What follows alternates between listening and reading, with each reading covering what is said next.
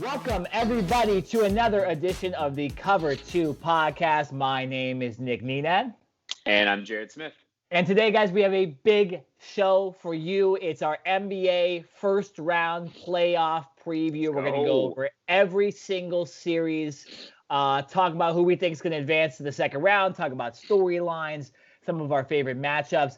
All of that at the end of the podcast. We'll talk a little MLB because there's been some very interesting stories to talk about that me and Jared have wanted to debate on this show. We just haven't been on the show for a little bit. But yeah, Jared, it's NBA playoff season. We're actually in the middle of the play-in tournament still. We're recording here on Friday. The game tonight is the Warriors and Grizzlies. We're going to try to get this out by halftime.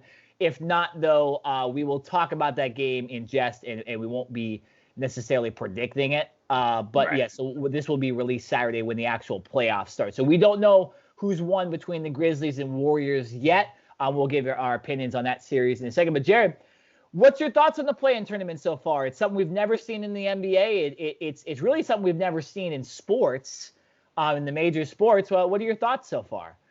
I mean, listen, at first I was with LeBron James. I was like, who the hell made this up? Like this isn't college basketball. This isn't March Madness, right? Like a play-in tournament in the NBA. It's like, if you're good enough to make the playoffs, you make the playoffs. And if you're not, sucks, try again next year type thing. Yeah. And then the Lakers and Warriors game happens, and it was like the highest rated game since the 2019 finals. I mean, what a thriller, right? At the end of the game with LeBron James hitting that kind of desperation three, a Steph Curry three, if you will. That's usually the shot that we see Steph make. And LeBron saying that he obviously couldn't see because he had just gotten poked in the eye and he was seeing three rims and he just shot for the middle rim, right? So all the dramatics, all the flair and everything was really cool to see.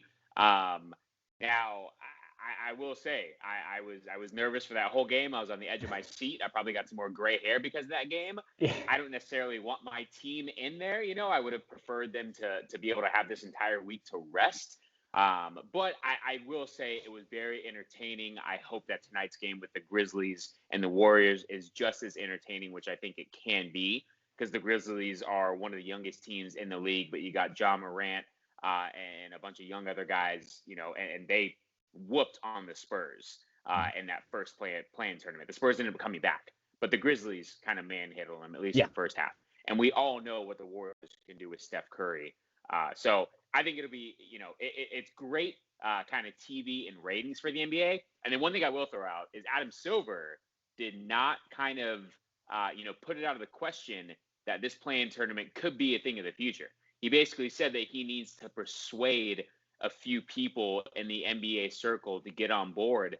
And if he can do that, he felt pretty confident in his interview that he gave today that he thinks that this play-in tournament could be something we see every year and something that becomes more and more common. So, after going off of that, I think that this could be here to stay. What do you think? Well, it's interesting because I think when you look at the play-in tournament overall, it hasn't been that good. The Pacers and Hornets game was a complete blowout from the start. Celtics Wizards was not a good game. And then nobody was really, it seemed like, interested in Spurs and Grizzlies. The only game we had that was entertaining, at least in that first round of the play-in tournament, was Lakers Warriors, and it was a legitimate almost NBA Finals feel, right, or a Game 7 feel, which is what the play-in tournament should really elicit. We look at Thursday's game, the Wizards won 142-115.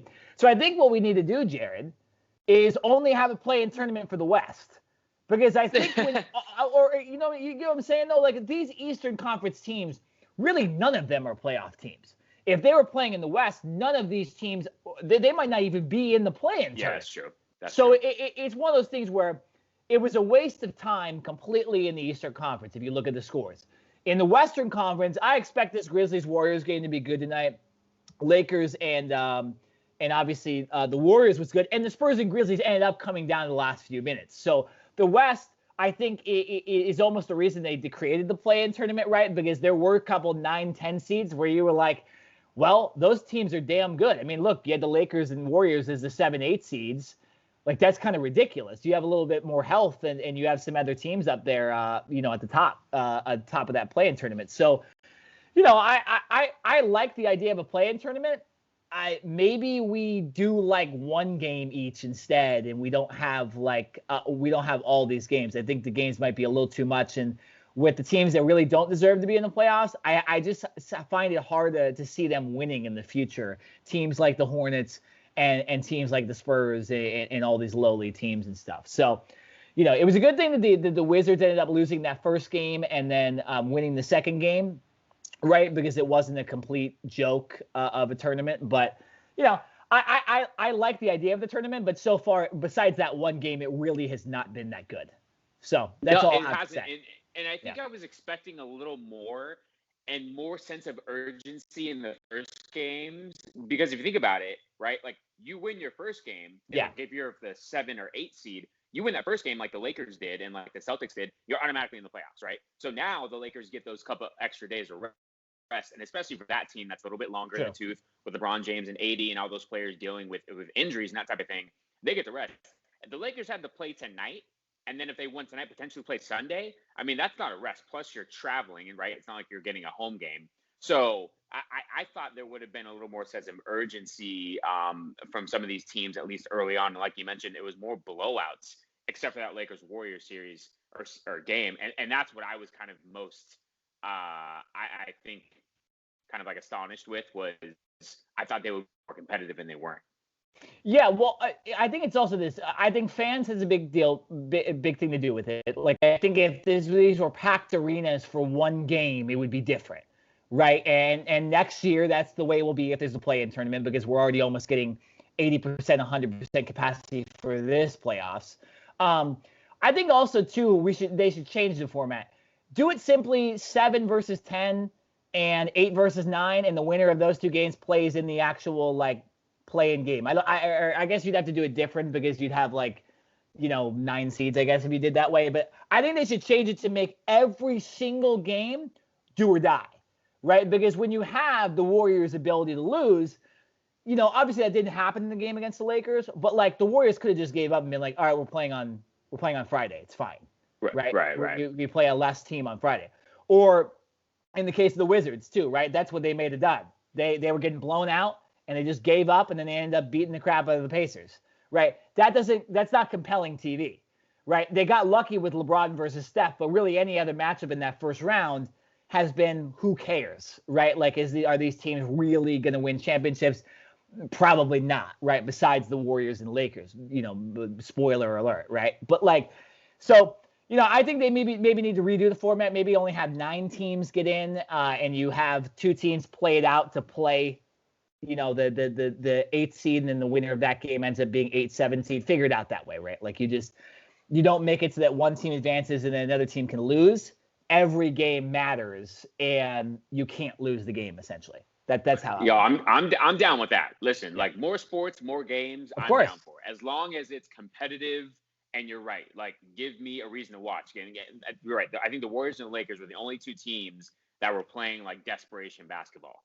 The other games, you're right. It was all right, we know that we're not going to come back. We're just going to pull our guys, and we got another game to play. We have another, we got another game to fight. And it's you're right. I think it could take some of the flair out of it, but it's more basketball at the end of the day. Of course. It's more revenue, it's more money, it's more ratings.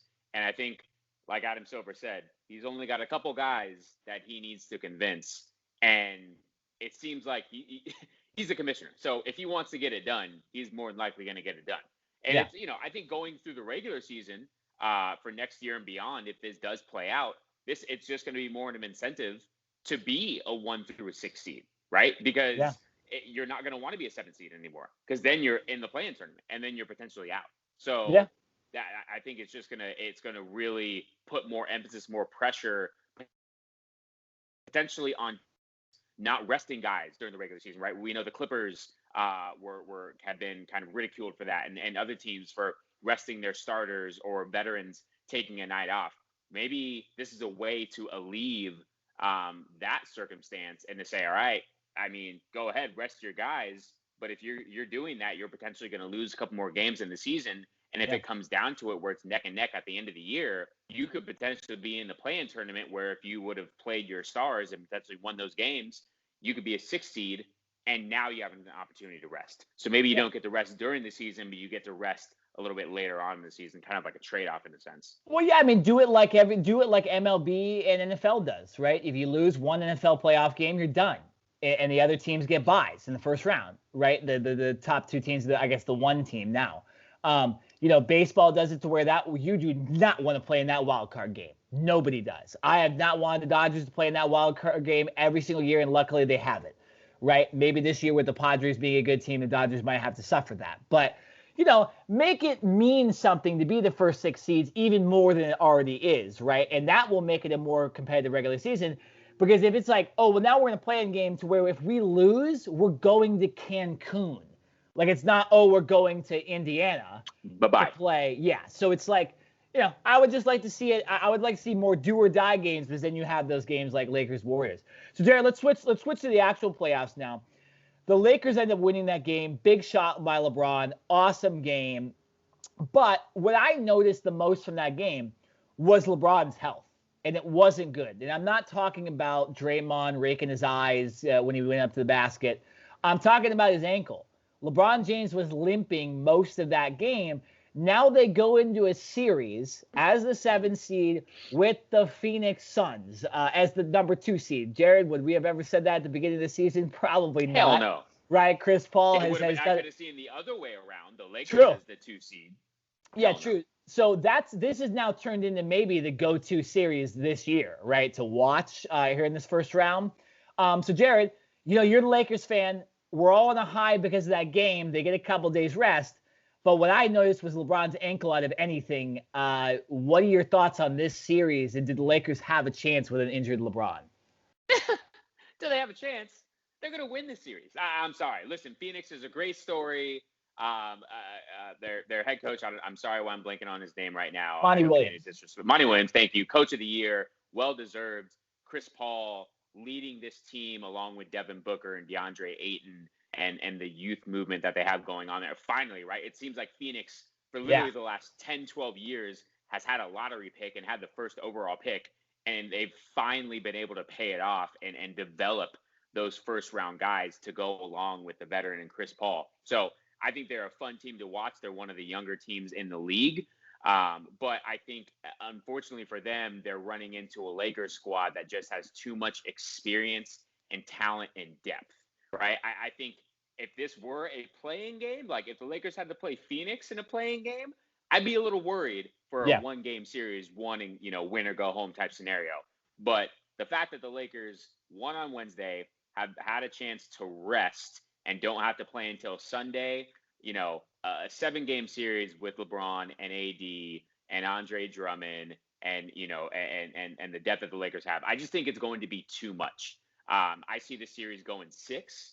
I think Phoenix will get 2 games out of this series. I don't think they're going to get blown out. They're definitely going to put up a good fight. And we all know that Chris Paul will never back down. But to me, I'm going with the experience over everything else. Listen, LeBron James says that he's good. I'm taking him for his word. Yeah, you're right. He might be limping. He may not be 100%. But when you need LeBron the most, he's going to be out there. He's going to be able to get to the basket whenever he wants to. And I just think he's going to have to grit it out, right? At this point, no one's 100% healthy. Yeah, I get it. He's got the ankle. You deal with it. It's playoffs. This is not the regular season anymore, right? You don't get to just rest because you're tired. Like, this is what you play for. So suck it up. Go out and do your job. And I would be saying this regardless if this was LeBron James or anyone else. Like, this playoff time, double tape your ankle if you got to. I don't care what you got to do, right? Go out there and play, man. So I don't want to hear about his ankle. Jerry, you got to hear about his ankle. It's a big thing. He can't back people down on the post. He has trouble bringing it up the floor. One guy steps on his ankle and is done, right, in the series. And I know that probably could happen to anybody, but what do you want the guy to do? Sit out? You want him to miss first couple games? No, that's the way sports work, right, Jared? Sometimes guys are hurt and it ends up affecting. Like, sometimes we watch an NFL game and we wonder, hey, why did that receiver have 3 catches and 23 yards? He's a top wide receiver in the league. Oh, well, come to find out he had like torn ligaments in his ankle trying to play, and you rag on the guy for a day or two, and then you figure out he's actually hurt, right? LeBron, we know, is hurt. So we're going to create this storyline of like LeBron's going to go 16 games at least somehow with this hurt ankle and win every single. Dude, he's going through the West, Jared. He's going through the West. I didn't. I gave a prediction. I said 4-2. They're going to win 4-2. I think Phoenix will get a couple games out of this series. Here's my thing. With LeBron being at 80, 85%, 90%, whatever you want to call him, the fact that he is just even on the floor is such a threat. It's not even that he has to get a triple-double or he's got to score 30 or 40 points. It's just him being on the court, facilitating, and when he has to take over, right, in the fourth quarter, if it's a close 1-2 possession game, that's when LeBron can really do his thing, right? But he just needs to be out there to facilitate because he's a threat anytime he's on the floor. He doesn't necessarily have to have the ball in his hands, right? So, to me, name one player on Phoenix that can match up one-on-one with LeBron.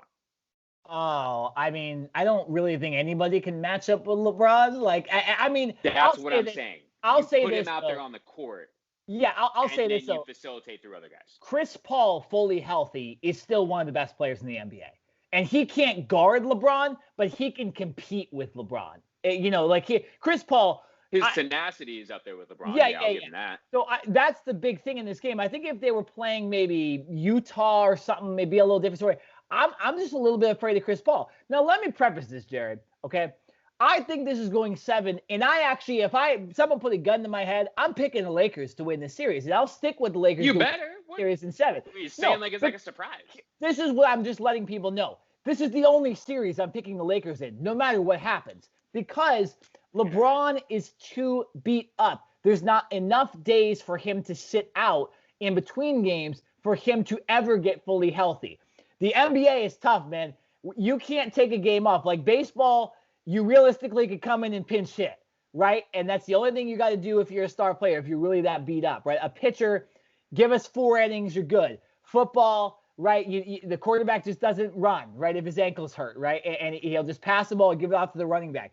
LeBron James is going to play the same as if he was fully healthy. So I think this series is going to take a lot out of him. I got the Lakers in 7. It could go either way, realistically, any game that goes 7, and especially with these injuries. But I agree with you. LeBron's tenacity, LeBron's leadership, his legendary status will get them through this series. After that, I don't know. And I'll say this. The Lakers, Drummond needs to step up. Schroeder needs to step up. Kuzma needs to step up because those are the guys that need to play better. They played awful in that play-in game. Schroeder played terrible. Drummond, they took off the floor. And, Kuzma really has disappointed me for the last 2 years, realistically, with his play, him not really stepping up to that next level, that potential all-star level. So I think those are the guys that need to step up the most. AD will do his thing, and AD could win a series by himself, realistically. But I got the Lakers in this, but I could see it going wrong if those guys don't step up. I got Lakers in 7 for this one. Jared, moving on to the next game, we talked about the Warriors a little bit earlier. Now, the Warriors, they play the Grizzlies tonight. The winner of that game plays the Jazz. Now, I said before this podcast, nobody was listening, obviously, because it was just me and you doing our prep. I think the Jazz are winning the series no matter who they play. You did not think that. So, Jared, tell me who you think has the best chance to beat the Jazz. You're going to give away who you think's going to win the play-in game, so this could screw over your whole prediction for the thing. And I'll let you give a prediction if it's the other series as well. But what I want to get your thoughts, because I don't really think there's anything to this. I think the Jazz win this series no matter what. So what do you have to say?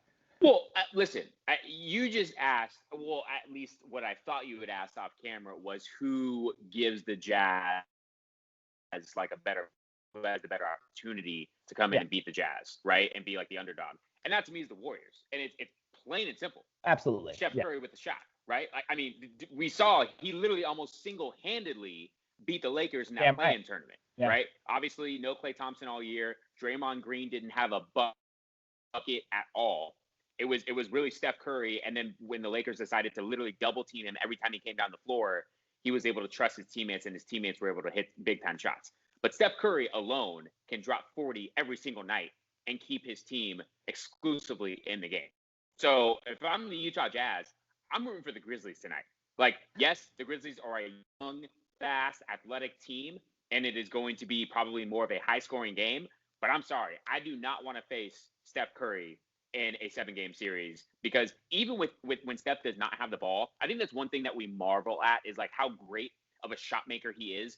Probably the best shooter in NBA history. I think we can put that out there, right? In yeah, all absolutely. of the right, we can talk about Ray Allen, we can talk about Reggie Miller, Larry Bird, all these guys, right? The greats. I think Steph Curry is already the greatest shooter of all time, not basketball player in general as a whole, but shooter. But what I think is an underrated part of Steph Curry's game is when he doesn't have the ball, when he's running around trying to get open, trying to get free, coming off a screen, or doing a back cut because the defender is overplaying him too much. You literally have to guard. You can't take a possession off of Steph Curry, right? There's some athletes or some guys that's like, okay, like this guy isn't a shooter. He's only going to drive the basket, so I can kind of give him some space. You can't do that with Steph because Steph will literally pull up from half court.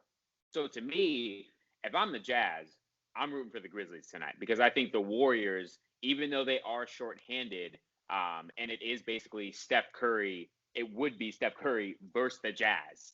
I still think he is so great that would be a more competitive series than what the Grizzlies can bring as a whole. I agree with you on that. I don't know if the Warriors have enough weapons. If they had Clay, it would be different. I mean, if they had Clay, they'd probably be a 4 or 5 seed or something like that. I think Clay makes that big of a... the Warriors are going to beat Utah. I'm just saying that it would be a better series. Like the Warriors could potentially take a game or two. The Grizzlies, I honestly don't know if they would get a game. Well, yeah, and Donovan Mitchell is not healthy to start this series too, so potentially he could miss game 1, potentially miss game 2. That could affect it. I see the Jazz winning this eventually, and I'll go, based on the health of Mitchell, I'll go 6. It could be less than that in my opinion, though, if Mitchell's healthy, because even him banged up a little bit creates enough of a threat with the rest of that roster. Right. To where they'll be able to beat one. They've got such great depth, right? You got Mike Conley, you got Jordan Clarkson, 6th man of the year, Joe Ingles, Derek Favors, right? Bojan Bogdanovic. So Utah's depth is probably some of the best in the entire league. Yeah. So even if Mitchell isn't at his best and he's not dropping 30 or 40 a night, he's got other guys that can step up for him. With Steph, I mean, yes, they did it against the Lakers, and they were almost able to pull that game out. But can you really trust that those guys are on a night in and night out basis going to be able to pick up the slack if Steph isn't doing it, and especially if Draymond isn't doing it? Yeah. Like I mentioned, I mean, the fact that Draymond did not have 1 point in the game against the Lakers is ridiculous, right? Like there is no Klay Thompson. There is really no other shooter, and I don't even think Wiseman was in the game. I think he's injured, right? Yeah, so he's hurt Draymond too, Green. Yeah. Even though he did a great defensive job, trying to handle Anthony Davis and LeBron James, he's got to be able to contribute 10, 12, some type of points on offense in order to take some pressure off of Steph. He'd be playing the perfect role if Clay was there. He needs to step up, though. I agree with you. He needs to get it. I mean, at least 10, right? And then, I think he needs to be at least get a double-double with points in any of these games. It doesn't matter if it's rebounds or assists. He needs to get at least a double-double to help out, because Jordan Poole ain't going to help you out, right? Toscano Anderson ain't going to be the third guy. Kevon Looney, he played well against the Lakers, but he's not going to be that guy. Draymond is the only other guy. He has the playoff experience. He has the ability to make big plays both defensively and offensively, and I just think he needs to do a better job. You have Andrew Wiggins as well, who's been playing very, very well down the stretch. He balled out. But Draymond needs to play better. I think, like I said, double-double with points. It can't be a double-double with rebounds and assists. It doesn't do enough. Any center in the league can do that. All right, so... Yeah, I'm calling it Warriors. Jazz. Warriors, Jazz. Okay, I think that too. Hopefully that's what it is. If it's Grizzlies, Jazz, it's Jazz in 4 or 5. All right, so Nuggets, Trailblazers, Clippers, Mavericks. Jared, which one are you more interested in here between these two series? Just because you're a Clippers fan, and just because I want to rag on him, and I don't want to wait for another segment. So let's just do it now. So okay, Clippers, Mavericks. Now, Jared, real quick, let me just show you something real quick. Show you the loyalty here. We're gonna go with. Oh man, I was wearing my sweatshirt. Get that out of here. On. We got to show the Clippers jersey here. It's my boy. My boy Lou Will. right? He's not on the team anymore. I told you I was going to retire the jersey, and then I lied. I brought it back. I was always bringing it back for the playoffs because Jared, the Clippers are looking like one of the best teams in the NBA right now. Okay, they do it every year. Every year they get your hopes up. It's what they do. They get my hopes up. Hey, you know the way I dealt with it last year when they choked. Okay, I'm expecting it.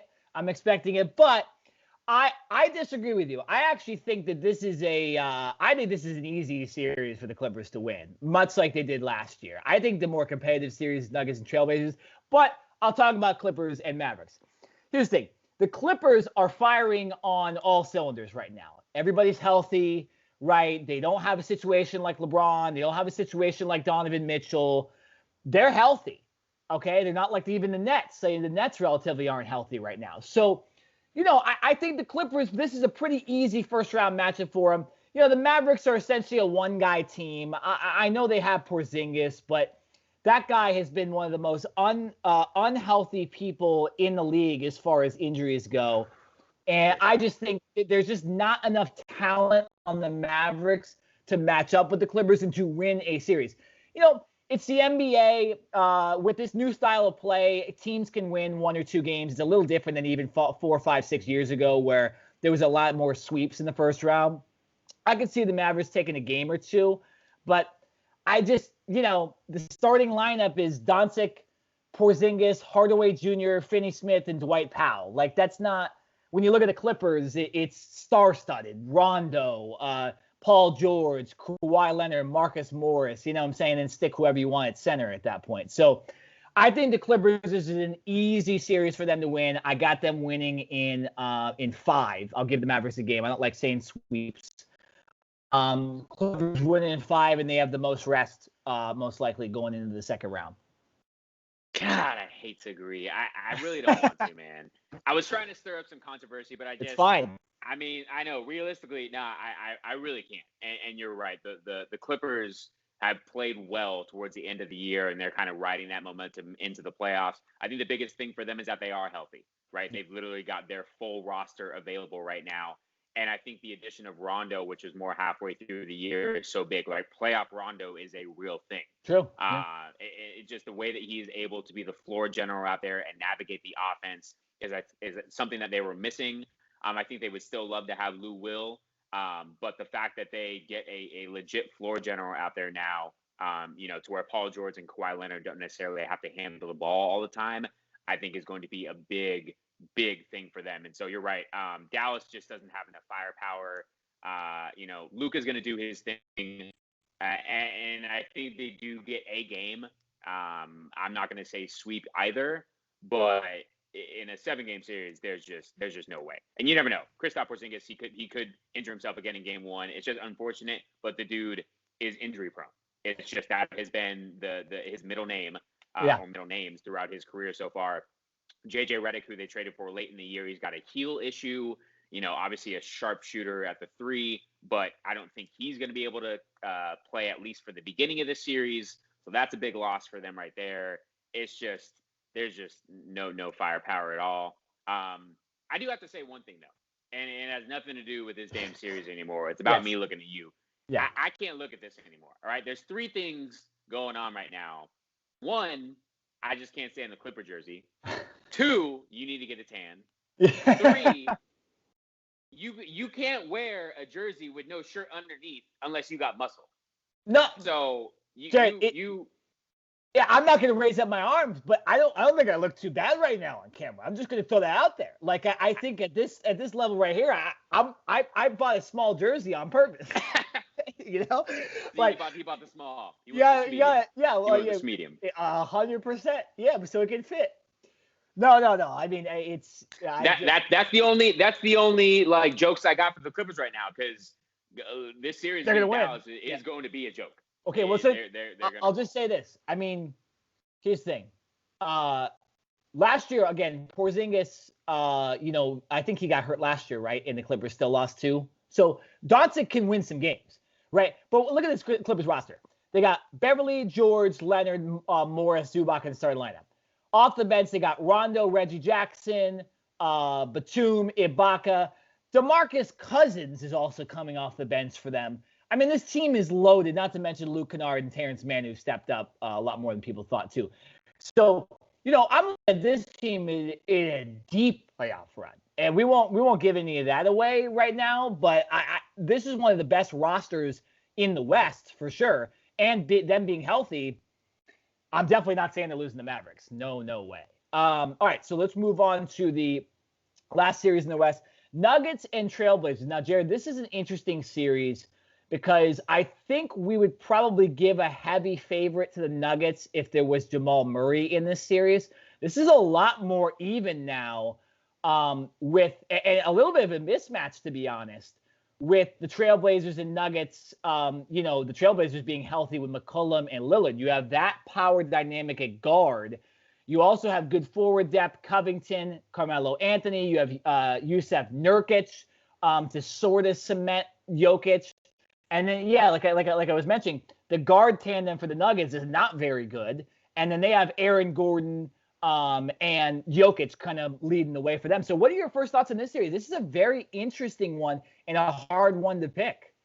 Yeah, in the West, this is probably the most even matchup of them all. And I think you literally hit the nail on the head. If Jamal Murray was playing for Denver, I'm Denver, no doubt. Like, for sure. Portland probably gets a game, because Dame Lillard's not going to get swept. That's not his DNA. But without Murray, here's the thing. This is going to be a matchup of Portland's guards versus Denver's big guys. Yeah. Because you just said it. Portland's got one of the best guard tandems in the entire NBA.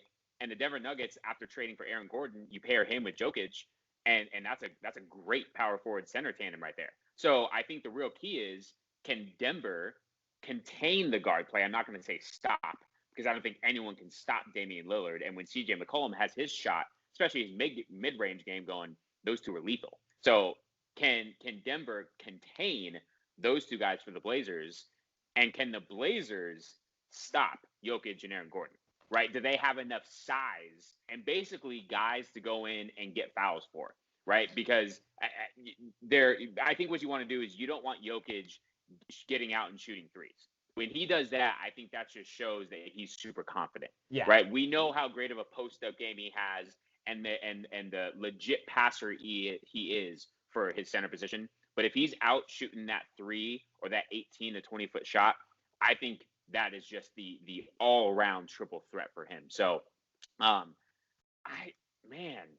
think I still am going to take Denver, like by a hair. Like this could probably go 7. Mm-hmm. And I think because Denver has home court, who knows? I think what will happen, maybe not so by the end of the first round series, but more so by the second or even the Eastern and Western Conference Finals, we're going to see more and more fans in the stands. So I know I'm getting a little ahead of myself, but I think I'm just going to have to go home court here, kind of flipping a coin type of deal. So I'm going to take Denver, but this will be a very close series.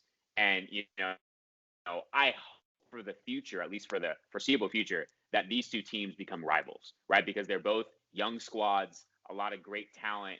And I think we can start to see a playoff rivalry brewing and building with these two squads. Yeah, no, I mean, I love this series. I really wish Murray was playing, because this would be such a fun guard matchup. But you bring up a good point. I mean, the guards, I'm telling you, this is who Denver is starting, Jared, at guard. Facundo Campazzo and Monty Morris. His first name, so I'm glad you did. And I tried. And Monty Morris. No Will Barton. That is one of the biggest, if not the biggest, mismatch in the entire playoffs, position-wise. It is. And then you have Michael Porter Jr., you have Aaron Gordon, you have Jokic. But then when you look at Portland, Norman Powell, Covington, Nurkic, Anthony, Cantor, those guys can kind of guard those guys. Those are NBA players right there. So I'm going to go with the Trailblazers. I'll just disagree just because I think that cool. They're 7 deep. 7 deep. I might even say an Anthony Simmons too. So 7-8 deep. The Nuggets are not that. I mean, their bench isn't horrible, but you got Paul Millsap coming off the bench. You got J. Michael Green. Not too bad, but I mean, there is not much coming off that bench for the Nuggets. I think just I'll go Blazers in 6. I'll even make it a little easier. I think Blazers win in 6. It's too many mismatches for me to pick the Nuggets. And also, I think Damian Lillard, this might be one of those years, too, where there's a lot of rumors, like that he might not stay with Portland. Obviously, there's been some issues with them having no fans. Say whatever you want about the state of Oregon and stuff like that, and they've been a little behind on all the COVID stuff. But, they're allowing 10% fans, what normally would be one of the biggest atmospheres, the toughest atmospheres in basketball is nothing. It's the worst going into the playoffs this year at 10% capacity. It's like a couple thousand people. So, maybe Lillard's a little disgruntled. Maybe he tries to play his ass off and try to get this team to a championship somehow, but could also go the other way too. So it'd be an interesting series, but I got the mismatch. I got the Trailblazers over the Nuggets in 6. I'll disagree because this is a hard series to pick. So might as well disagree. I can't be mad at you for it. Like I said, I did a flip a coin. I'm like, all right, home court, we're gonna go with Denver. But yeah, Dame Lillard, the dude. If these games are close, right, one possession game, Portland's got the ball. Yeah, I'm gonna trust that Dame Lillard's gonna hit the shot. Yeah. So that will not surprise me one bit. Well, I'll say this too. We're looking at a lot of solid fans in the West too. The Suns will have a ton. The Jazz will have a ton. I watched the Colorado Avalanche game the other day. They play in the same arena as the Nuggets. It was solid amount of fans. And then the Mavericks, I think they're going to go full. So the Clippers on the road, it's going to be Texas. tough. Yeah, exactly. Everything's going to Texas. Everything, literally. And then we could even talk in the East too. Like the Knicks are expecting 15,000 people at the Garden. Right, so the fan matches will be interesting to watch too. But let's move to the East. Jared, the big favorite is in this conference, the Brooklyn Nets. So we'll start with them. Somehow the 2 seed, right? It's all those injuries and all that stuff. But they play the Boston Celtics. Interesting matchup there, just because it's obviously they play each other numerous times over the year. The Celtics have Jason Tatum, Marcus Smart still, Kemba Walker, solid roster. Jared, you giving the Celtics any chance against the Nets? Are we maybe going to see the egos and the personalities of the Nets affect them in this series? Or what do you think? Or you think this is going to be real easy for Brooklyn? Sweep. That's it. Sweep. What do you want me to say? Right? Like. No Jaylen Brown. Can you trust Kemba Walker, right? What has Kemba Walker really done since he's been in Boston? Out of every 10 games, he has a good game, right? I mean, he's stealing money from the Boston Celtics right now, right? Because what he's getting paid, he is not putting up that type of production. The only guy that I trust on the Celtics is Jason Tatum. And he could put up 40 each night, but guess what? He can't guard Kevin Durant, James Harden, and Kyrie Irving. Right now, I know you have Marcus Smart. They got some decent defenders over there for the Celtics, but I'm sorry. I just think that Boston is literally going to run them out of the gym. I see no way. If Boston gets one game, I will be shocked. The one thing I will say, I guess to play a little bit of devil's advocate, is that Brooklyn played 7 games the entire season with Durant, Harden, and Irving all healthy and all playing together. So maybe they don't have the cohesiveness, together that you would like going into the playoffs. But all 3 of those dudes are all-stars, right? I mean, they could all take over a game whenever they want. And I just, like I said, the Celtics, to me, have nowhere near the firepower that it takes to take Brooklyn down. So this is one of the easier matchups for me. This is a sweep. And this isn't even me being a Celtics hater. This is just me saying, this is Brooklyn versus Jason Tatum. That's what. Yeah, well, I mean, this Celtics roster is worse than it was last year, and then you lose Brown. It's a tough series. I'll make a prediction. Celtics win game 1, and then Nets win the next 4. I watch. The Celtics will win game 1. They'll shock the world because they played a great game in the first game against the Wizards. Tatum scored, what was it, 50 points? Tatum will go off again. They'll surprise the whole league, and then everybody will crap on Durant and Harden and Kyrie and say Kyrie's looking at the flat earth stuff again, and Durant's not healthy, and Harden didn't play defense. and then they'll blow the Celtics out in the next 4 games. So I got Nets in 5. Celtics win game 1. I'm so glad I looked at my notes because I almost forgot about this. Here's why the Celtics aren't going to win a damn game. You ready for this? Did you hear Brad Stevens' quote a couple days ago? No, here it is right here. If I'm where is it? Hold on, let me find it. If I'm a general fan of the NBA, and this is Brad Stevens speaking to the media, I have a hard time seeing them lose. Them as in the Nets. Dumb. We're going to have to play great. I'm sorry, but if you're a Celtics player and you hear your head coach say that I have a hard time seeing the Nets lose, the opponent that you're about to go up against in a 7-game series, that to me doesn't inspire any confidence that our coach believes in us, right? So I thought that was, I don't know, it's weird, asinine of him to say. Well, Jerry, right? You can praise the other team and say they're a great team. They got great, obviously Kyrie, all those dudes on their team. But to say that it's hard to imagine them losing, so you're basically saying that you're probably going to lose. Yeah, well, I mean, it's a stupid thing to say. Now, without even saying that, I know there's injuries, but Jared, you maybe think Stevens might be a little bit on the hot seat if they just get murdered in the series. I know he's been. No doubt. I think he's been the most protected head coach for a while, right, in the NBA, where he can do no wrong. But I mean, this team isn't good. They're the 7th seed, right? The Lakers had excuses. They had AD and LeBron out for a while, right? Even other injuries than that, and LeBron's still hurt. Right, and like I said, I don't expect them to get past the 2nd round because of those injuries. But I think with the Celtics, they already weren't playing that good of basketball before Jaylen Brown got hurt.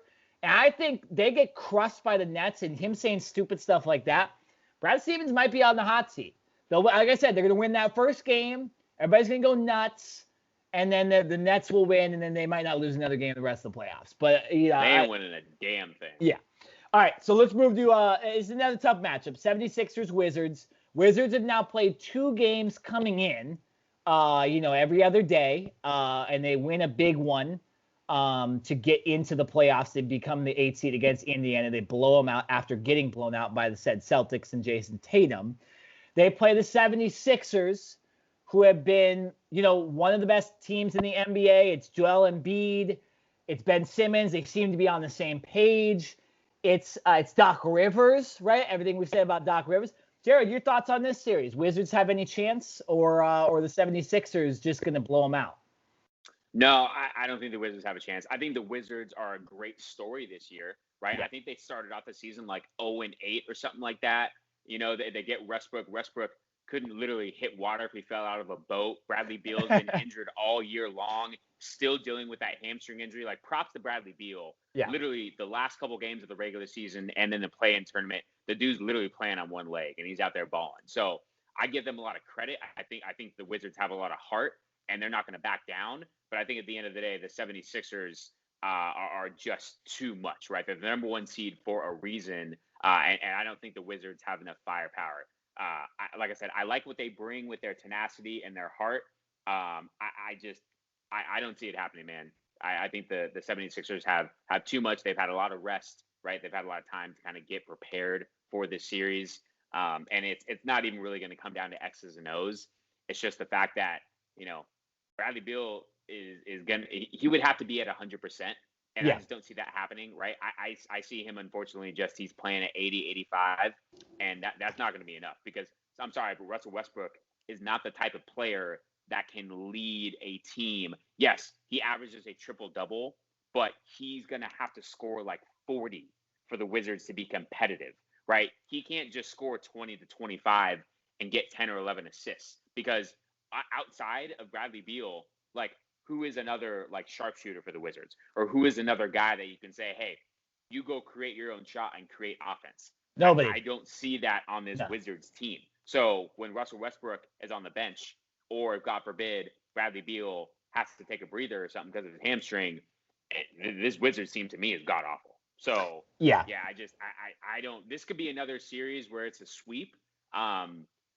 I might give Washington 1 game just because of their toughness and their tenacity at home, but this series ain't going to last long. The Sixers are going to have a lot of rest before the round 2 matchup. Because of that story and because of Westbrook, I'm not going to say sweep here either. I'll go 5. 76ers win this. It's too good of a team. I mean, when you look at roster-wise, it's the Nets and it's the Clippers and the healthy Lakers. Those are the teams with the best, and then you look at the Jazz too. Like that, those are the best rosters here in this NBA. And 76ers, you could argue, have the second best in the NBA right now. It's Joel Embiid. Joel Embiid, best year ever, right? Tobias Harris, best year ever. Ben Simmons, looking better, right? Looking a lot better. Seth Curry, having one of his best years, right? Danny Green has the playoff experience. And then off the bench, you have, real quickly, you have Shake Milton, Dwight Howard, Mike Scott, some veterans, George Hill, as well as a veteran bench, great starting lineup. Yeah, 76ers win the series, but I'll give the Wizards a game. Great story. Nothing wrong with Washington here. Not the same as the Celtics, who kind of underperformed this year. All right, so we're gonna move to this series because this is a very interesting one, Jared. Knicks and Hawks. Again, who would have said before the season the 4-5 seed would be the New York Knicks and the Atlanta Hawks? Now, I mentioned, we have the Knicks with 15,000 fans in the Garden. That's going to make a difference. Led by Julius Randle. You have the Hawks led by Trae Young. Jared, who the hell wins this series of teams that we didn't even think might be in the playoffs this year? Oh, listen, this is pure, just fandom right now. I'm with the Knicks, right? The Knicks have to be, one of the coolest stories of the year. When was the last time the Knicks made the playoffs? It's been more than 10 years. Long time. Right? Yeah. It's been, I think they have one of the longest droughts of any NBA team so far, right? And it's when the Knicks are good, it's just good for the whole NBA, right? Sure. It's just one of those things, when the Lakers are good, when the Celtics are good, when the Knicks are good, it's just better for the NBA as a whole. So I think the NBA is stoked, number one, that the Knicks are relevant again. Let's give props to Julius Randle, MVP candidate, well-deserved, right? Yeah. And so I'm giving this one to the Knicks. I'm not even going to throw any stats. I'll let you do that. I'm just going to sit here and say I think it's cool to have the Knicks back and relevant again. I would love to see that crosstown rivalry with Brooklyn and the Knicks. I don't know necessarily matchup-wise if that would be in the second round. Eastern Conference Finals. Would that be the Eastern Conference Finals? Yeah. Okay. Yeah. Not so sure if the Knicks can get that far, but it's the Knicks, man. And they haven't literally been here in forever. It's one of those other teams like the Phoenix Suns. Every single damn year for the last 10 years, they've had a lottery pick, right? Top 5 pick or whatever. And finally this year, they've been able to develop some of those young guys. They get Julius Randle, who's come into his own. So, Tom Thibodeau bringing that kind of tough-nosed defensive mentality to this team. So I'm going with the Knicks, like I said, just because I think it's a cool story and I want to see them be relevant again. So you go ahead with all the stats I gotta agree with you, man. The Knicks moving on would be great. They'd also play the 76ers in the next round. That would be awesome. Those fans facing each other would be great. And then again, if they could somehow get to the Knicks, or the Nets, it'd be another big rivalry there. Looking at this matchup, this is a tough series against because again, Jared, neither of these teams, really nobody on these teams is playoff ready, right? They're led by, you got R.J. Barrett, Julius Randle, Nerlens Noel, right? Those are the guys on the Knicks. Yeah, Nerlens Noel. Atlanta Hawks, Trae Young, Bogdan Bogdanovic, John Collins, Clint Capella. Capella has playoff history, but it's the stars on both these teams they're not. It's almost just matchup wise how they're gonna do. And I'm gonna give it to the Hawks. I want the Knicks to win, but I think the Hawks have the better roster overall. And when you do look at that playoff experience, there is a couple guys more that are there. You have Lou Williams, you have Danilo Gallinari, and like I said, Clint Capella, right? DeAndre Hunter with a couple long NCAA tournament runs, not playoff runs. I think that matters for something, right? And, I think Trae Young is the best player in this series, realistically. So I'll go with the Hawks. This probably has to go 7, right, Jared? Because it's just the way this works, right? It will go 7. Oh, please. It will be 8, 9, 10 games. It will be in Madison Square Garden, and the Knicks will choke, and Stephen A. Smith will be going nuts on First Take the next day. I'll go with the Hawks. Actually, I would love that. Yeah, play devil's advocate. I think the Hawks have a little better of a roster, and I'll go with them. I think the Hawks. Looking at the rosters, like I said, I didn't want to get into all that because I'm just pure fan experience right now. Okay. At the rosters, yes, I think the Hawks probably have a little more depth. The fact that you got Lou Williams, former Sixth Man of the Year, coming out the bench, right? His stomach's going to be filled with plenty of lemon pepper wings, right? He's going to be good to go. Danilo Gallinari, who's been in the playoffs multiple times before. And you're right, I think the Hawks do have a good, kind of formidable starting lineup, a little bit younger, but Bogdanovich, DeAndre Hunter, like you mentioned, Capella, Collins, and then obviously you're right. I will agree with you. I think Trae Young is probably the best basketball player on the court. I think above Julius Randle. And usually the best player, is able to catapult their team ahead, right? When it's kind of one-on-one, because it's not like these teams are loaded with, 2 or 3 all-stars like the Nets or like the Lakers are, right? It's kind of like the Hawks have Trae Young and the Knicks have Julius Randle. So which guy's going to be better?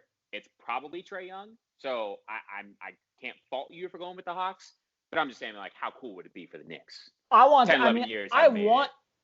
the Knicks to win. The Hawks, they obviously had a great team a few years ago, a team that won over 60 games and then failed out of the playoffs. But, the Knicks, they've gone through a lot. They have the worst owner in sports, okay? For them to move on, when you bring him up, I don't want them to win a damn thing. But, it's just I got to go with the stats. I got to go with the rosters, and I'll go with the Hawks. All right, Jared, last series. You got the Heat and the Bucks. This is a very, very interesting one. This is the best one out of the East, for sure. You have the Bucks. They're led by Giannis. All I've been hearing is Giannis only plays regular season basketball. He isn't clutch. Chris Middleton isn't a second guy. Drew Holiday isn't good enough to get them further, right? And you got the Heat, who were in the finals last year. They're healthy. They got Butler. They got Bam. They got Dragic. They got Hero. Not to mention Iguodala and Trevor Ariza, some mainstays. Jared, what are your thoughts on this series, man? Like, who wins? How does it happen? Like, this is a tough one to pick because the Heat are coming in with a worse record than they really are, right? Injuries have hindered them a bit. And the Bucks coming in, what they should be, one of the top teams in the East, and it's really just on Giannis. What do you think happens? This is the heavyweight fight of the first round, in my opinion. Yeah. Right? Yeah, absolutely. This was the surprise from last year in the bubble when the Heat knocked off the Bucks. I think everyone thought Giannis and the Bucks were going to make it to the finals last year, and they didn't. So I think for Giannis, this is what he's been thinking about all offseason, all regular season, getting back to this point.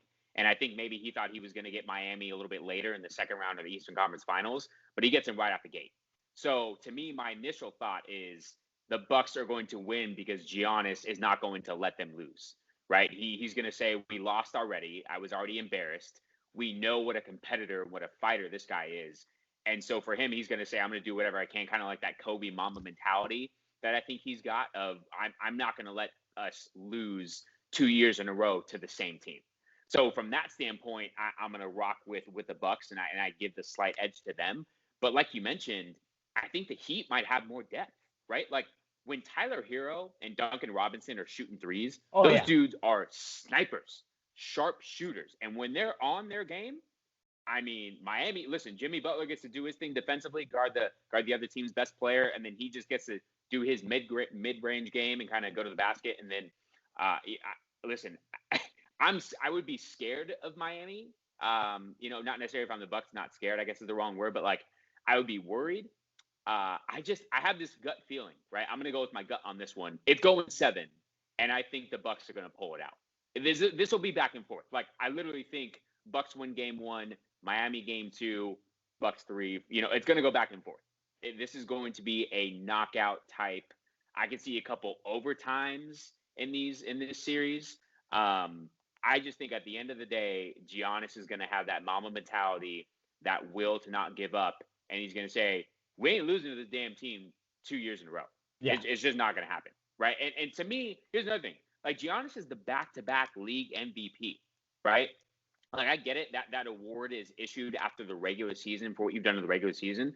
But for Giannis, you you've won those awards. You got the bag. You got over $100 million. There's nothing left for you to do but win a championship. So for Giannis, like, he has to win this series, because if he doesn't, I think there's going to be some doubters out there. Not that Giannis isn't great, not that he's not a freakish athlete, not that he can't go out and lead his team to victories, but your legacy depends on what you do in the postseason. And so far, Giannis has done that. He lost to the Raptors a couple years ago, right before the pandemic happened, and then in the bubble he loses to Miami. So I think if the Bucks lose this series, there's just going to be more chirping and more of, well, can Giannis get him over the hump? And I don't even want to get there. So I'm going Bucks in 7, and the Greek Freak will somehow find a way to pull his team through. I'll say this. There's two things I'm looking at this series. You have, obviously, Giannis. I agree with you.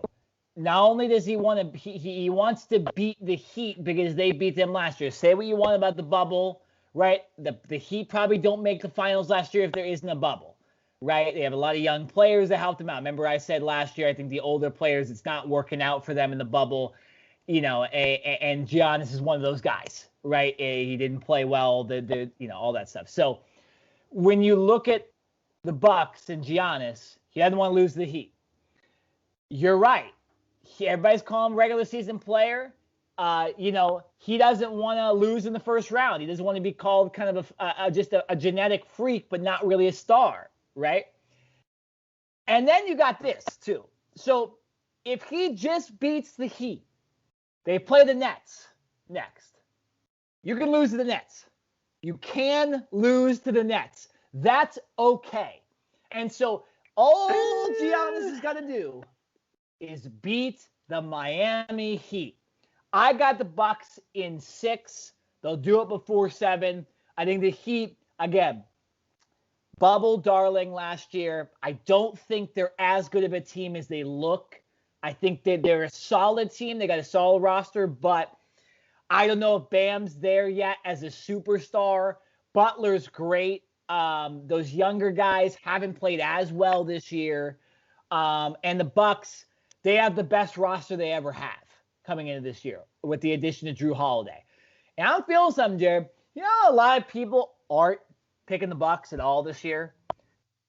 I think the Bucks, we might be looking at them as the surprise team this year in the finals, potentially. Because I think this might be that year Giannis really steps up. But if he doesn't, you can lose to the Nets. You can't lose the Heat. So I got the Bucks in this series in 6. I just want to throw that out there, though. Nobody's talking about the Bucks. If they play to the best of their ability, they're a top 2 team in the NBA. I'm just throwing that out there. And the only other team is the Nets, and they play them in the second round, so we know who it is going into the Eastern Conference Finals. I'll say this, though, Jared. When you look at the East this year, compared to the West, this is like the top teams in the East. Like, I think any of those teams can make the finals. I think the Nets can make the finals. I think the 76ers can make the finals. And I think the Bucks can make the finals. And I think they're a legitimate threat to a West team, too. Like, I think we're looking at the East. They may have the favorites going in. I think the Clippers are a contender. I think the Lakers, obviously, with LeBron, they're a contender. I think the Jazz are a contender this year. But, like, when you really look at it, the East probably has the better teams. What do you think about that? Do you think the East actually has the better teams this year? Do you think they're the favorites going in with all the injuries in the West? I don't want to say best teams. I think the playing field is starting to level out a little bit, and not top to bottom.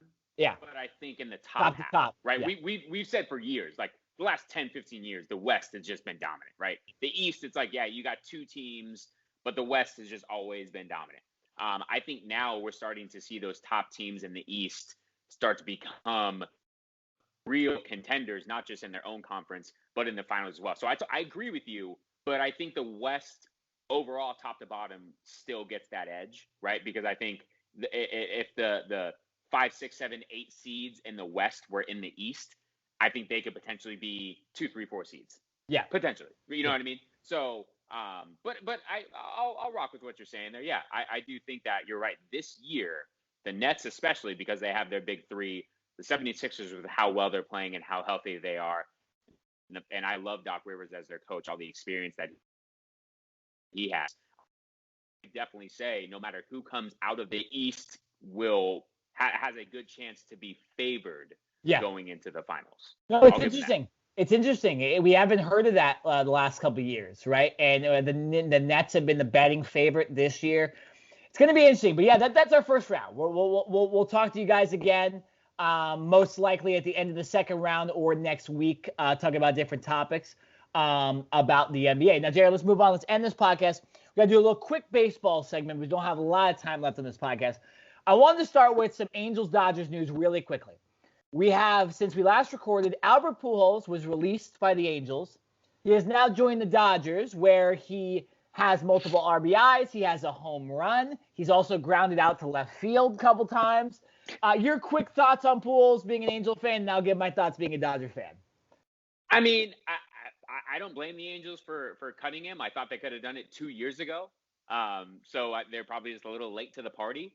I think for Pujols, this has kind of been the writing on the wall, and he was just writing it out with the Angels, not necessarily collecting a paycheck, but I think being just that veteran guy in the clubhouse, understanding that his role has completely changed now. And the fact that I think that's the best case scenario, right? Because it's not like he's taking a pay cut or anything. He still gets his full salary. He gets to go to a team that's a legit contender, been to the World Series the last 3 years in a row. He gets to play immediately because of all the Dodgers' injuries. And then when the Dodgers get healthy again, he gets to go and still be that mentor, that veteran in the clubhouse, and potentially win another championship, right? Because I believe, did he win 2 with the Cardinals? Or was it just 1? I think it was at least 2, right?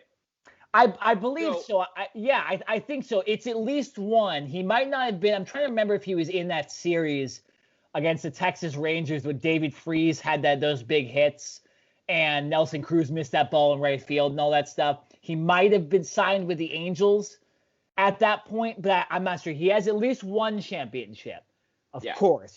Here's what I'm saying. I think he's, and I'm not going to call him a chaser because that's not it, right? It's not like he forced his way out of the Angels. At least we don't know that.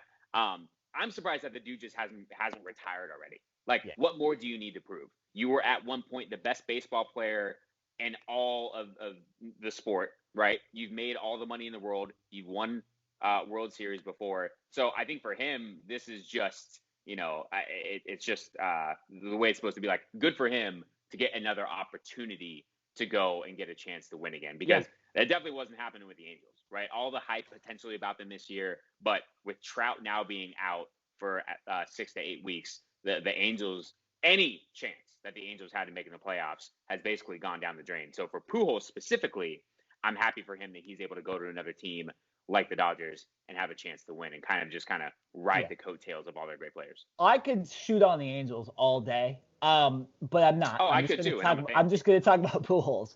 Pujols, here's the thing, okay? You're right, Jared. The Lakers, the Angels should have released him earlier. I think a lot earlier. Like, I mean, but it made sense. At least 2 years ago. It made this sense this year because now they just say, okay, we were going to pay you anyway, so we'll just pay you, and then we don't have to deal with your contract anymore, right? We don't actually have to play you because whatever. There's not 2 more years on your contract. There's 1. Here's the other thing, too. Pujols, he's the least valuable player in baseball, okay? I don't mean that to be mean, but I think he probably believes that, too, okay? He's the slowest guy in the league. Defensively, he's good, but not great. And hitting-wise, he was batting below 200 before he joined the Dodgers, okay? He didn't have it. He's the least valuable player in the league, okay? But in this role with the Dodgers, which we assume is going to be kind of playing part-time, pinch hitting, he's solid off lefties. Like, he's above average against lefties still. So that's, I guess, where the least valuable thing might not come into play there. But he'll play the role that the Dodgers like to play guys in roles in. They only come in against left-handed hitters. They'll come in for 1 at-bat during the game. Maybe they'll have 2 at-bats to start a game, get taken out, right? Dave Roberts probably loves it. I already know Dave Roberts loves Pujols on this team. He's like, hey, now I have an excuse to take this guy out of the game whenever I want because nobody wants to see him in there anyways, right? So for the Dodgers, it's good. And it's literally all reward, no risk because they're not paying him anything. when you look at the Angels side of it, it makes sense also. Okay, you don't think about the money because you were going to pay the guy anyway, so you don't care that you're paying him. Look what has happened, and this will transition into our next topic. They get to play Jared Walsh, who's batting over 300 right now. Very solid player. Actually used to be a pitcher, now a full-time first baseman, right, for the Angels. He's had a solid year. It gets the potential that Joe Adell can come up again and play more innings with Dexter Fowler out. You have Upton, Trout in the outfield. Now Trout's hurt, so you probably bring him up soon. And look what has happened when you put Ohtani in the lineup every single day. Ohtani hits a home run every single game, and they're all no-doubters. This is perfect for the Angels if they had any pitching and Trout didn't get hurt, right? So it's a win-win for both teams. Ohtani gets more at-bats. Guys like Jared Walsh, Joe Adell get more at-bats. Anthony Rendon's back in the lineup. So it's fine hitting-wise. But, yeah, Pujols, this should be his last year. By the way, he did have 2 rings. He did win the 2011, 2006. Yeah, I think it's a win-win for both teams. Jared, what are your thoughts on Ohtani? Because I think it's not being talked about enough what Shohei Ohtani's done. What are your thoughts on this masterful hitting and pitching display he's been putting on? No, it is. We haven't seen this really since, what was it, Babe Ruth? Babe Ruth. I mean, when was the last time that we saw a guy go two-way, right? Yeah. And it was, I actually was reading an article, and it was like, what's more important, Ohtani pitching or Ohtani hitting? I think from a fan's perspective, we want to see the hitting, right? Because that's the highlights, that's the crazy home runs. And I think he's still leading the league in home runs, right, at 13. But realistically, and especially for the Angels, because literally this has been their Achilles heel for the last 6-7 years, is their pitching. They have not had pitching whatsoever. And the pitching that they have had at some point in the season, those guys tend to get injured, and then they're just bringing up guys from AAA that, I'm sorry, but just don't have any business being in the league, or at least they're rushed and they're not fully prepared. So, the Angels as an organization, the one thing that I have always harped on is that they are more about putting butts in seats with star-studded names as opposed to building a solid all-around roster that is going to win championships and then put butts in seats, right? So there's 2 ways to do that, to get revenue, get fans in the stands and all that stuff. You can do it, the long, kind of more traditional and probably harder way, right? Or you can just pay Josh Hamilton 80-something or $180-something million and then have him play like 10 games for you. Or you can give Albert Pujols a 10-year contract for or whatever $1 million that they gave him, right? So to me, it's just, I have an issue with this team because I don't think that their head is in the right place as far as winning. I think they're just here about fans in the stands. And as far as Ohtani goes, I feel the same way that I feel about Mike Trout. I feel bad because they're not, even though they're the Los Angeles Angels of Anaheim, they're not in Los Angeles. They're not in a huge market. I think if Ohtani was in New York, in Boston, in LA playing for the Dodgers, I think that there would be more recognition for what he's doing. Yeah. And the fact that he's playing with Trout, I think my Trout will just always get more recognition because he's arguably the best player in all of baseball. So I think he should be talked about more.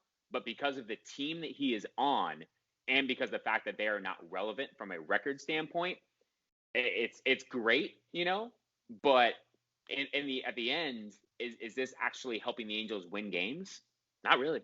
Yeah, I mean, at the beginning of the season, I thought about throwing Ohtani's at bats away. I thought about, hey, just focus on pitching because this team has a chance. You already have Rendon, you have Trout, you have Upton who's solid, you have David Fletcher, and plenty of other guys in that lineup too.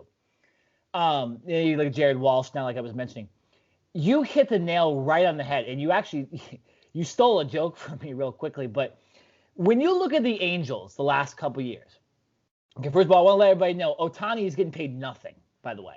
They paid a fee to get him from Japan, which he gets paid, but salary-wise, it's like $3 million a year. No joke. It reminds me of the Yasiel Puig with the Dodgers, right? Ohtani's getting paid nothing. But what the Angels have done, because you mentioned the entertainment value, is when they don't get a big-time starting pitcher, They just go get the next best guy, and those guys have always been hitters. They couldn't get a big-time pitcher in 2011, so they went and signed Albert Pujols. It's the worst deal, one of the worst deals, because Chris Davis with the Baltimore Orioles is the worst. The worst deal in MLB history is Albert Pujols, okay? For 10 years, look what it did. They had to just screw him at the end. They said, you know what, we can't handle this. There's one more year, whatever. They pay Pujols $20+ million. Like you mentioned, they signed Josh Hamilton. But not the Josh Hamilton that was with the Texas Rangers, the Josh Hamilton that was having substance abuse issues. They had relapsed the year before. They gave him whatever. What did you say? $25 million a year? Okay. It was like 182 million. He did nothing. Years, he did nothing and then fell into substance abuse issues again. They signed Upton, $23 million. Not worth it. How much would a pitcher be for $23 million? I'm just saying. Upton's a great player, not for that type of money. And the biggest one, not getting Garrett Cole and signing Anthony Rendon instead. Anthony Rendon is a solid player, but he is not a superstar. He's not Garrett Cole. He's not one of these other starting pitchers. He's not Marcus Stroman, right? The Angels, a lot of people think that Garrett Cole was never going to go to the Angels because his dream team has always been the Yankees. But if the Angels would have threw $45 million at him, which they need, you could have got him, right? At that point, you overpay for a guy you need. The Angels, a pitcher on the Angels that's the number one is more valuable than any hitter in the league, okay? So the Angels have constantly made mistakes. It's a good thing they get Pujols' contract off the books next year. That's $25 or so million that they haven't had the last couple of years. You know, but they need to get starting pitching. Now that you're off the Pujols deal, you have no excuses, zero excuses anymore to play with this up. And there's no salary cap in baseball. There's no salary cap. You can actually sign whoever you want. You could pay everybody $40 million if you wanted to. You just pay a lot of taxes. But all right, Jared, let's end this podcast really quickly with another infuriating topic, and that is the 3-0 debate. Okay, so we saw last week Yermin Mercedes. He's a young rookie catcher, actually one of the leaders in the Rookie of the Year award right now to start the season. He swung at a 3-0 pitch from a position player and crushed it. It looked like Little League when you put the worst kid on the team on the mound and he's throwing 20 miles an hour and you're just loading up and you're the star and you want that extra home run. Mercedes swings as hard as he can, hits a home run. Tony La Russa, his manager, comes out and says you shouldn't have done that. It's Bush League, whatever. I don't have the quote. Condemns his own player. The next day, Mercedes gets thrown at by the Twins.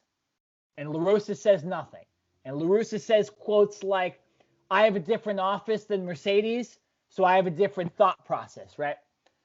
Jared, as a baseball fan, this 3-0 thing doesn't make sense to me. It happened last year with Tatis against the Rangers. He swung 3-0. They were down by like 7, okay?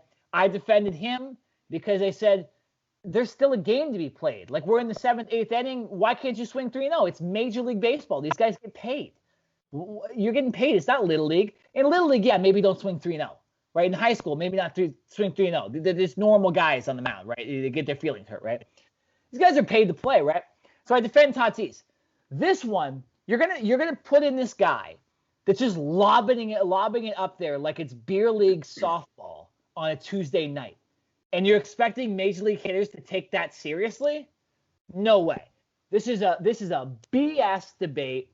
Stop with the shenanigans. Pitch better, play better. Don't be down 16-4, and this stuff wouldn't happen. Okay? And I really wish the White Sox, this is one of those things where I would have advocated for player violence, okay? When they threw at Mercedes, I would have absolutely thrown at somebody's upper shoulder, back, thigh, and I would have done it twice. So I'd be like, no, we're not doing this. Jared, I want to get your thoughts on this, and now I want to talk about La Russa and this dynamic with the White Sox after you say your piece. I just got to say real quick, not to get emotional, not sentimental or anything like that. I don't know if I've ever been more proud to call you my co-host right now. Because absolutely. I love it, right? And I wanted to get your baseball perspective because you played baseball before. I remember on Twitter when this first happened, I tagged you and our good friend of the show, Alex Silva, because you guys have both played baseball and I haven't. So I don't have that mindset of what goes on in an organized setting like that. But I have played sports before, and I am an athlete, and I know what it is like to have competition and to get your ass kicked one time and to be on the other side of it as well, kicking some ass, right? It is very simple. If you're Tony La Russa, don't be down 15-4. Your team sucked. Your team did not come to play, right? So, yeah, I'm sorry. Like, I'm sorry, from the other way around. They were winning, right? And then it was like the mercy rule in a sense. There is no mercy rule in professional sports. You hit the nail on the head. These guys get paid to play. I don't care about your feelings. You get a paycheck at the end of the day. You're right. If this is little league or high school or something, okay, right. Maybe there should be some different type of rules. They're still getting a paycheck. So he's going to go home. He's still going to be able to feed his family and do what he's got to do to take care of himself. Okay, so I just don't want to hear it. Like, don't suck that bad. And what do you want the guy to do? Like, he's up there to compete. He's a rookie. He's trying to show himself. It's not his fault that the other team put in a position player to pitch. Yeah. He's just going out there doing a job. He's a rookie. He's trying to play and make a name for himself. So I don't have much more to say to this other than you're right. If I'm a player in the Chicago White Sox team right now, like, I don't know if you can go up manager. But in my head, I'm thinking, screw you, man. Like, dude, like, I'm sorry. Like, I don't want to play for you anymore. Like, you're not the type of manager that I want to play for, right? Like, it's very simple. Don't get your ass kicked. Yeah. And if you get your ass kicked, then you deserve exactly what comes. Plain and simple. That is my mentality, and that's Jared, it's always been. You defend your team to the end. AJ Hinch with the Astros defended his team in the end. He did rat them out a bit when it got dire, but AJ Hinch defended the Astros.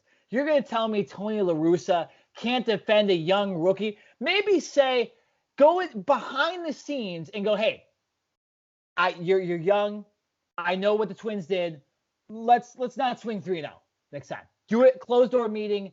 Say, I love your fire. I love everything about you, but that's a little bush league, and maybe the Twins are going to be mad at that, right? They might hit you tomorrow. I'll defend you, right? Tony Russa did the exact opposite. He called out his player, and then he doubled down. It's one of the stupidest managing decisions I've ever seen. And, Jared, there's two things that are going to happen. One, the team, like you said, is going to not want to play for him anymore. This is a very good team. This is potentially a World Series contender we're looking at, and they might just lost the locker room. La Russa might just lost Rocco. It's crazy this is happening. Or Tony La Russa can man up and apologize to his team, get back on the same page, and go, I'm sorry. I need to respect your guys' opinions, and my opinion on this was wrong. We're in a new generation of baseball where celebrating's okay, and young guys can get away with a lot more, right? If the Twins want to hit people, that's fine, okay? If they're mad about 3-0, they can hit people. They might get hurt back, right? That's the way sports are. We see it in hockey. We see it in football. We see it in basketball. Sometimes there needs to be fights, and sometimes there needs to be disagreements in sports. But coach-player, it's not good, and I hope the White Sox can get back on the same page. This is a good, fun team. But Tony La Russa, you have a short leash, man. You're already in your 80s. Like, what are you doing? What are you doing? We got to wrap this up, but I want to wrap this up with a quick question to you. What the hell is Tony La Russa doing as a manager in Major League Baseball? That's a good question. You said the dude's almost 80. Doesn't he have like multiple DUIs in the last like 4 or 5 years? Like, how about you get your life in order? Yeah. Hold on. And then I'll confirm him. Like, I'm sorry, man, but like I said, I'm like furious, and I'm not even a player, and I'm not even a Chicago White Sox fan. If I was in that clubhouse, I don't know if he lasts all year. You're right. I think as a team, you kind of come together, right? And you're like, hey, man, I got your back. You got my back. But I think there's some major distance that has now been spread between the players and the manager for this. And I don't know if it's something that they can make up. Yeah, Jared, so Tony La Russa, 76 years old, lost the locker room, DUI in 2007. Jared, he got a DUI the day before he was hired with the White Sox in October of last year. And they still hired him. Yeah. That's like I'm sorry, but that would be a. Oh man. You know what? Sorry, we're ripping up that contract. Yeah. Sorry, man. That's not a good look for us. Like I said, man up, defend your team, apologize, talk to everybody individually, do it the way you're supposed to do it. I think it's going to go the other way. I think he's big-headed, and I don't think this is going to be good for the White Sox. And that's sad because this is a good team, and they've already dealt with a lot of big-time injuries too. Wow, interesting story. Interesting story to keep following, and we'll see. I'll give it this, Jared. Less than a month, Russa's out. I think less than a month. He's going to be gone as the head coach. I hope so. Could be less than a week, to be honest, too. All right, guys. That's our podcast. We hope we're correct with a lot of these predictions and we don't get the whole first round wrong. Like we said, Warriors, Grizzlies tonight. We're going to try to get this podcast out before the end of that game. But if not, you'll see this on Friday morning or later in the weekend. We don't know who wins that game, so don't comment on if we talk about the Warriors a little bit more. But yeah, so we'll be back with another podcast. We're going to try to time it so where we have a podcast for the beginning of the second round as well. If not, though, if too much time is elapsed and there's too many 7-game series, we'll have another podcast in a week talking about whatever sports topics we can talk about because we don't want to leave you guys hanging. But for this podcast, we are finished. I am Nick Nenad. And I'm Jared Smith. And we'll see you guys next week. See ya.